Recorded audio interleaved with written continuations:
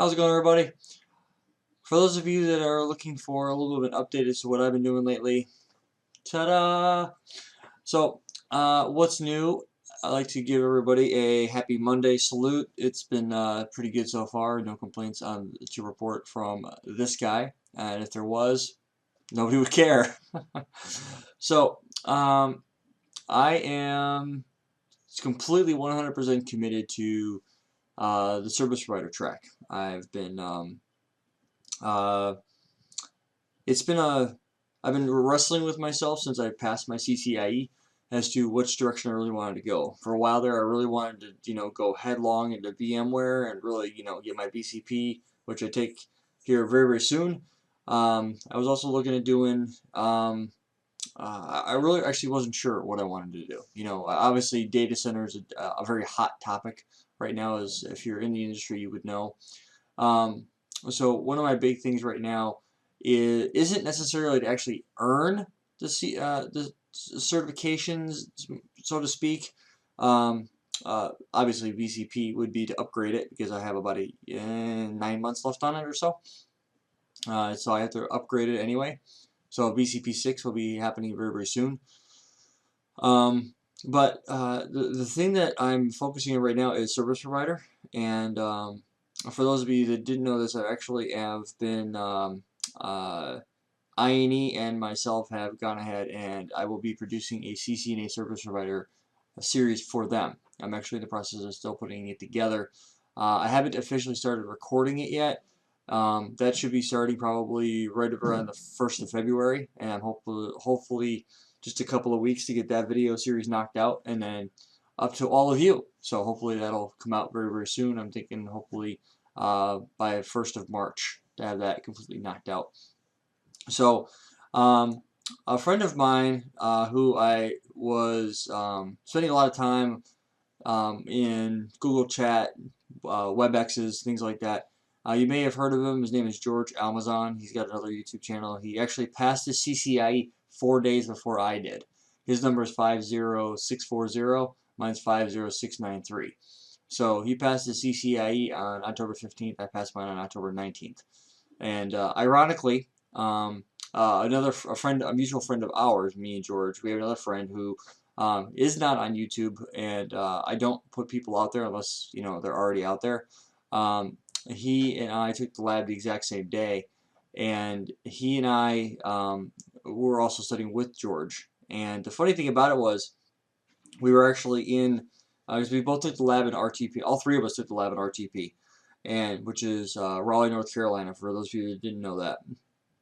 And actually, in the when you take the lab, you're in this one room. So like if you were to be, if you were to be facing in front of you, the lab would be on your left hand side, and then there's this little conference room, coffee, excuse me, break area, I guess you could say. There's not like a coffee maker or anything in there. Well, that's where you sit for your lunch when you take your lab. So depending on the day and depending on the proctor, you get pulled out and you go over there and you have to take lunch. You can't not take lunch. So you sit over there. Me and it was funny because David Blair was my proctor for my second and third attempt, and it was funny because I'm sitting there and I'm like, because I knew George's number was 50640, and I'm like, I really hope that I don't get 50666. That would really suck. And we all started laughing about it, and David's response was, "You never know what you're gonna get." And it's not like you can call Cisco up and say, "I don't want that CCA number." I mean, fortunately, that was not my number, but I thought that you guys would enjoy that little short story. So, for those of you that are interested about the other gentleman that took the lab with us, he eventually did pass the CCIE. So he is also a CCIE, and I won't go any more detail to that. Myself, George, and our mutual friend, who shall remain nameless per his request, I do honor and respect his wishes. So, a good friend of mine. I still talk to him pretty often. So anyway, all that aside, what I'm doing right now is one of the things that you basically get to do when you have a CCIE, and it's a benefit to those that have a CCIE. If you look right here in the middle of your screen, you'll see where it says any Cisco CCIE certification. So when you go get if you get your CCIE, there is you can either go after go get the CCNA and service provider if you don't have a CCIE, or you can go in and get your CCIE and then go take the study for NP. So what I decided to do was, I have a CCIE, so I'm going to go ahead and I'm going to start studying CCNP service provider. What that doesn't mean that I will actually take the certification exam, so I won't go through and actually take the 642, 885, 883, 5, 7, and 9 exams, but I will go through the material. And you know, there's nobody out there that really has anything for CCNP service provider. You know, nothing for CCNA, nothing for CCNP, other than if you were to go through like a Cisco authorized program to take it. So I am planning on going through that, and my goal and my wish, if I, you know, if excuse me, got a very light remnants of a cold, and it just won't go away. But my thing is right now, where since I'm doing CCNA service provider, I'm also going to be, it would be just a natural progression course-wise in the service provider track to do CCNP service provider as well. And that would be my goal. I would like to do that one as well, and then eventually do a CCIE course on it, but that obviously will take some time. That is my current goal right now, is to knock that out, and I'd like to be able to put a, I guess it'd be kind of cool to put like a Cisco Pressbook together as well for it, because as far as I know, there's nothing out there for that. And usually what Cisco does is they only put out Cisco Pressbooks for the content that is most popular. Not saying that's the only reason, but like collaboration and wireless and security are typically more popular than service provider. So I'm hoping that I would like to say by Easter, or maybe Memorial Day, be done, which is sometime around between April and May, be done with the CCNP service provider, whether or not I actually go move forward and actually produce content for it, or if I go through and excuse me, or I just go through the material, and or however it goes. I haven't even gotten that far yet. I haven't even started producing CCNA service provider yet, but that would be my goal. And it's such a natural goal, or a natural progression for me, because of the fact that I really like service provider technologies, and the CCNP service provider covers a lot of the material you're going to need anyway for the CCIE service provider. And you might ask, well, why service provider? Why is that such a big deal for you? And quite frankly, the company that I work for, we are a Cisco reseller in the Northern Illinois, South Milwaukee market. And we actually just made an acquisition of another company who is a service provider and basically a cloud provider. So they'll host your environment in their infrastructure, and so they are a service provider. So it just kind of goes with the flow that if you work for a service provider, and that's what you're into, you would naturally go that direction. And I've talked to the guy that started that the other company, and that we just acquired, and he and I had a lengthy discussion on their current infrastructure, and I was extremely interested. Now that type of stuff, that's where the nerdisms come from. That stuff is that's what gets me to sit up in my chair, and I get all excited about it. So that's how you know you're really a nerd. If you ever heard of the guy named Jeff Foxworthy, you might be a redneck if that's usually how his lines were. If half the keys on your keyboard are missing, you might be a redneck. How do I know I'm a nerd? I get really excited about technical stuff. That's how I know I'm a nerd, and I'm proud of it. Um, a couple of the other directions I want to go is I would like to get my CCDP, and it's one test for me. I just have to sit down and there's a lot of service provider stuff inside of there, and at the same point in time, so there's a lot of you have to have route and switch done. So I hold a CCNP, so I've taken route and I've passed route and switch. I just need to take the architecture exam, and take that exam. That's one of the other things that I'm looking forward to doing. And one of the other ones that I'd love to do would be CCNP data center. And a lot of the stuff that is in the CCDP is service provider, is SP and data center specific. So there's a lot of stuff in there. So that's some of the stuff that I'm looking forward to doing. And it does take a long time to go through the material, but if you have a fundamental understanding of how that stuff works, if you understand what Nexus is, Nexus 7000s, and if you know what UCS is and storage, a lot of that stuff kind of will fall into place much easier. And because of the fact that I've already got a VMware background, it makes sense. So that's pretty much my goal this year, is to do CCNP service provider, CCDP, and CCNP data center. Those are my goals. Not necessarily go take the certification, but at least have the theoretical understanding and at least do some hands-on with it. So my other goal here is because I have the SP track, I have no problem labbing things up. I've got a bunch of iOS XR virtual machines that I can run 5.3 code on. I have some routers that are run 15.5 code. I've got CSR 1000 Vs. So my service provider topologies are not going to be difficult at all to scale.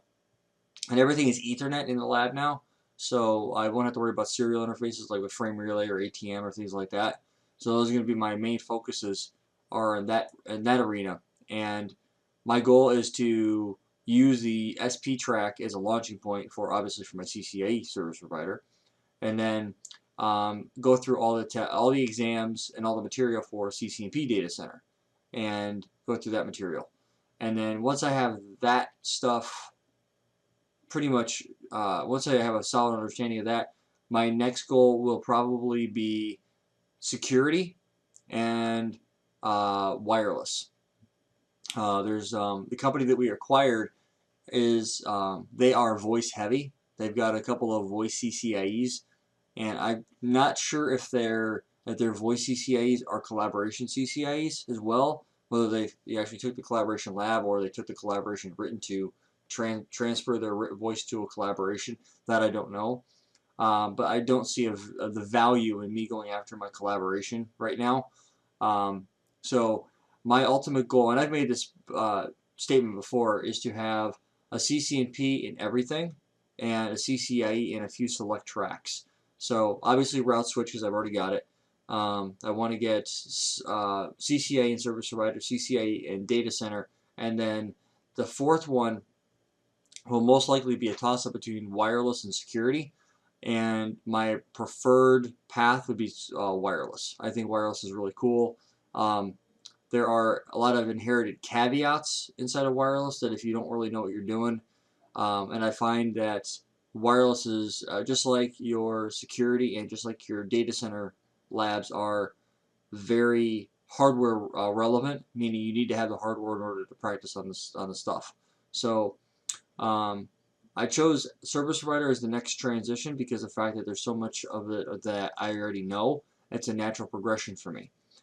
Now, I do want to be Cisco heavy, but I also want to spend some time in Microsoft and in VMware. And I feel like I'm pretty strong in VMware already, and I find network virtualization very interesting.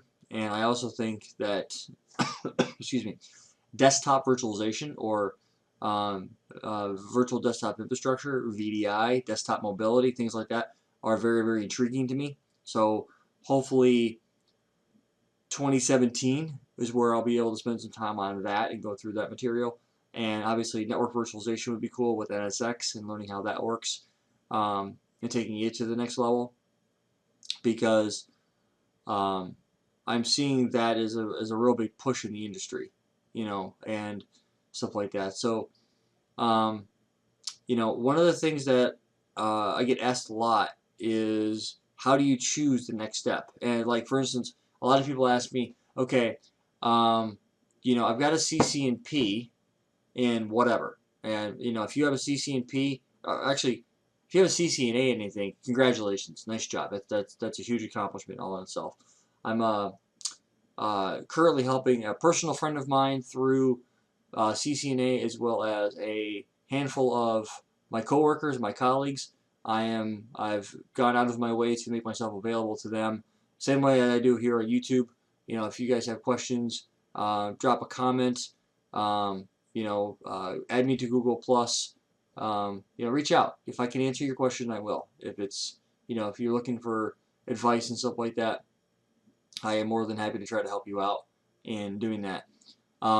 Additionally, on top of that, there is a lot of questions about how do I pursue a CCNP, or do I pursue another CCNA, or I have a CCNP, do I pursue CCIE, or do I pursue another like a CCNA or a CCNP? And that's it's a difficult question for someone like me to answer because I don't know you, I don't know your situation. My best advice, if you're looking for um, let's say you have a CCNA, so we'll start at the bottom, work our way up. So you have a CCNA, you're not sure if you should go after the CCNP or grab a CCNA in another track. So let's say, for instance, for the sake of argument, you have a CCNA in routing and switching, and you're not sure if you should go route switch or if you should go security or wireless or data center or what have you. My honest answer to that question would be, where do you want to go versus where do you have to go? So um, a lot of what I deal with every day is I want this, I want that, I have to have this, I have to have that. So you have to split your time up. Sometimes, especially when you get into the reselling, you have to go where the needs of the company are. So if you don't work in the reselling industry where you are working for a single company and you're in charge of a specific arena of the network or a specific area of the network, obviously put the time in to that particular area to make your job simpler, because the better you know those technologies, the simpler it will be for you to work in those areas. And then if you have interest in, say, let's say your main focus is wireless and you want to learn security, well, obviously spend the majority of your time in wireless to get yourself up to a certain level to where your job becomes day-to-day operations and day-to-day tasks and things like that become easy. They're not as, you're not spending 3 or 4 hours trying to figure out the best way to do something or a potential solution to a situation. You're spending half an hour. The higher the greater your level of understanding in a particular area, the easier your job technically should become. And then once you've got to the point where there's you're comfortable in the technology you work with the majority of the time, then go outside your comfort zone into another track. That's what I would recommend doing. That's actually how I decided to go with my CCIE, is just go grab it and get her done. That's really what it comes down to at the end of the day. Now, let's say you have a CCNP and you're not sure, should I make the plunge to CCIE or should I go left or right, grab another CCNA and go up down that the CCNP track for another CCNP route for another track. And again, it kind of goes back to, what do you do day in and day out? Are you really comfortable in what you do and you're just looking to branch out? Maybe you're looking to add skill sets. Maybe you're looking for a new job and you want to add skills to your resume. Whatever your reasons, more power to you for being interested in pursuing another track and for wanting to better yourself. It really depends on where you want to go. I mean, I'm a big advocate and big proponent of do it for yourself, not for the company. And the reason I say that is because a lot of the times you'll get into a situation where you've been tasked to do something because you have to, not because you want to. And that goes without saying, because I actually have to go out and get my CCNA wireless certification because that is needed for the particular role that I've been assigned for the partner status for my company. So I have to go get CCNA wireless by the end of, or I think the 1st of April. So will it take me that from now till then to get it? Probably not. It's just going over the material and learning how stuff works, and then taking the test and seeing how I do. You know, um, do I get nervous about Cisco exams? Typically, no, I don't. And the reason why I typically don't get nervous about Cisco exams is because I don't usually schedule them until I'm comfortable with the technology, and then I go ahead and then I go for it. Um, that may not be you. You may not have the ability or the time to get used to it, and you know, it comes back. It pretty much comes back to, if you really like doing something, you're gonna find time to do it. If you really like playing video games, but you worked a 16-hour shift, you want to play Call of Duty, you're gonna find a time to play Call of Duty. I don't really play games. Um, I'm not that I don't like playing games. I love playing games. I wish I could sit on my computer and play games all day. But then I'm sitting 15, 20 minutes after I start playing a game, I'm like, well, your time was probably much better spent doing this or that. Um, so it's about priorities as well. Where do you find yourself being, you know, getting enjoyment out of the technologies. So, but that's pretty much it. There's a lot that goes into that type of stuff, and it's if you guys have questions, feel free to ask. Then again, it's also one of those things where I won't hold your hand through life either. No one held my hand, so if you're looking for if you need help with something, feel free to reach out. I will help you as best I can, but don't expect me to, knock on your, send you an email once a day, say, hey, so and so, how's it going? Did you get that lab done? That's not going to happen. I'm far too busy, and I have far too much on my plate to sit there and babysit anybody. You have to put the time in yourself, and that goes with anything. There's a time and a place, and if you're spending too much time where you shouldn't be, then that's on you. Take responsibility for your own actions and, go from there.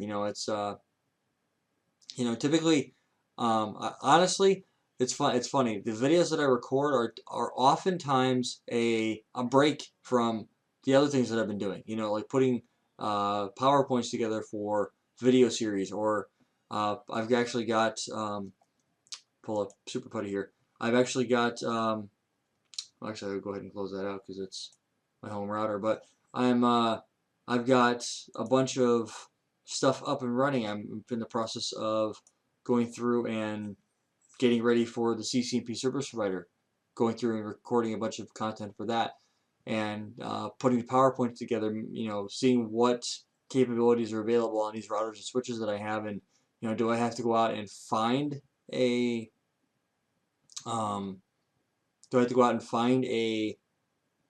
place that support rack rentals just to demo something, or do I think I can do a good enough job explaining it and having the syntax available for you in a slide to where I can just say, okay, this is how the technology works. Here's the syntax to put into play. I don't have any equipment that will support the configuration, or maybe I have the equipment, but maybe not the operating system available to me.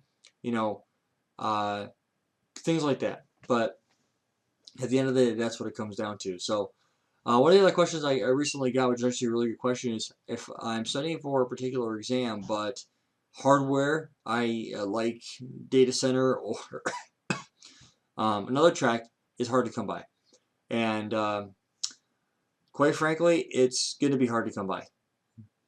Everywhere I've looked online for data center rack rental, everything is on version 1 still. No one's upgraded to version 2, 2.0 for data center. And that's okay. I have my personal goals, and more or less it's going to be watching videos, taking notes, and just learning the technology. And then if I can get rack rental time, I'll spend money on rack rentals if I have to. But at the end of the day, It's all about priorities and what you're really interested in doing. So, but that's it. I won't keep you guys forever. I try to keep these videos short, but unfortunately, I have several points that I want to cover, and you guys tend to like you know, the advice that I give and the feedback that I give. So, you guys have been awesome. I really would like to thank you for all the support. If you are this is your first time watching a video and you want to get more, I put a lot of these videos out like this. I'm going to be continuing to put out other content as I go through, and you know, I'm actually looking at doing an iOS XR, like a zero to hero, so I can show you guys how to, you know, do basic things all the way through more advanced level things in iOS XR. Um, you know, and stuff like that. I think that would be really cool. Putting out a little mini series on that, you know, 8 to 10 videos, something like that. So if you're new to iOS XR, this is how you work with it, and how to implement things and how to get things to work and stuff like that. So again, you guys have been awesome. I'd like to thank every one of you for all the support and everything that you've done. And you know, if you're interested, bang the subscriber link and subscribe. Please like, comment, and you know, I hope to see you guys in the near future. Take care of each other. Signing off.